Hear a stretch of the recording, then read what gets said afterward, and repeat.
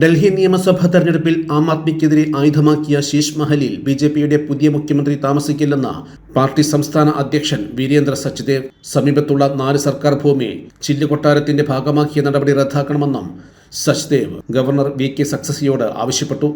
സമീപത്തുള്ള 4 സർക്കാർ സ്വത്തുക്കൾ ചേർത്താണ് കെജ്രിവാൾ മുഖ്യമന്ത്രിയുടെ ബംഗ്ലാവ് വികസിപ്പിച്ചതെന്ന് അദ്ദേഹം ആരോപിച്ചു.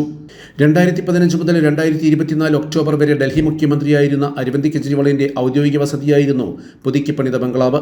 BJPയുടെ അഴിമതി ആരോപണങ്ങളെ തുടർന്ന് മുഖ്യമന്ത്രി സ്ഥാനം രാജിവെച്ചതിന് പിന്നാലെ അദ്ദേഹം ഔദ്യോഗിക വസതി ഒഴിഞ്ഞിരുന്നു. അതേസമയം ആഡംബരമായി പുതുക്കിപ്പണിത മുഖ്യമന്ത്രിയുടെ ഔദ്യോഗിക വസതിക്ക് ചില്ലുകൊട്ടാരമെന്ന പേരിട്ട തെരഞ്ഞെടുപ്പിൽ BJP വൻ പ്രചരണായുധമാക്കി. അത് തെരഞ്ഞെടുപ്പിൽ ലക്ഷ്യം കാണുകയും ചെയ്തു.